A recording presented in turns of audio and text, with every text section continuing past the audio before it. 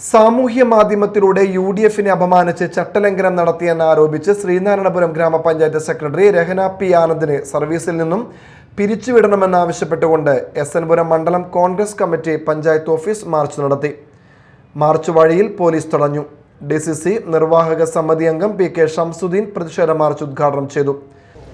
ഞാൻ കഴിഞ്ഞ ദിവസം ഇവിടെ പഞ്ചായത്തങ്ങൾ സത്യപ്രതിജ്ഞ ചെയ്യുന്ന ചടങ്ങിൽ ഇവിടെ റിട്ടേണിംഗ് ഓഫീസറായിട്ട് പ്രവർത്തിച്ച അസിസ്റ്റന്റ് രജിസ്ട്രാർ അഭിനന്ദിച്ചുകൊണ്ട് ഞാൻ സംസാരിച്ചത്. അദ്ദേഹം എത്ര കൃത്യമായിട്ട് നിഷ്പക്ഷമായിട്ട് ആളുകളെ ബുദ്ധിമുട്ടിക്കാതെ അദ്ദേഹത്തിന് ചുമതല നിർവഹിച്ച ആളാണ് എന്ന് കൃത്യമായിട്ട് പറഞ്ഞ ആളാണ്. ഇവര് ആ റിട്ടേണിംഗ് ഓഫീസറുടെ അസിസ്റ്റന്റ് റിട്ടേണിംഗ് ഓഫീസറാണ്. ഇവർ അതിനു മുമ്പ് ഇലക്ഷൻ രജിസ്ട്രേഷൻ ഓഫീസറായിരുന്നു, പഞ്ചായത്തിന്റെ സെക്രട്ടറിയാണ്.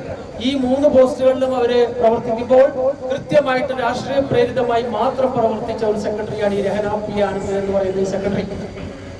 ഇലക്ട്രൽ രജിസ്റ്റർ ഓഫീസറായിരുന്നവർ പ്രവർത്തിക്കുന്ന സമയത്ത് ചട്ടമുണ്ട്, ഒരാൾക്ക് വെട്ടാൻ കഴിയുന്നത്, നീക്കം ചെയ്യാൻ കഴിയുന്നത് 10 വോട്ടുകളാണ്.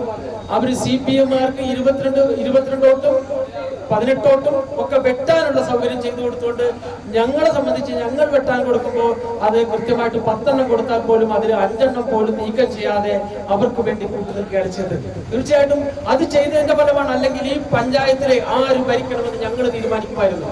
മണ്ഡലം പ്രസിഡന്റ് പ്രൊഫസർ KS സിറാജ് അധ്യക്ഷത വഹിച്ചു.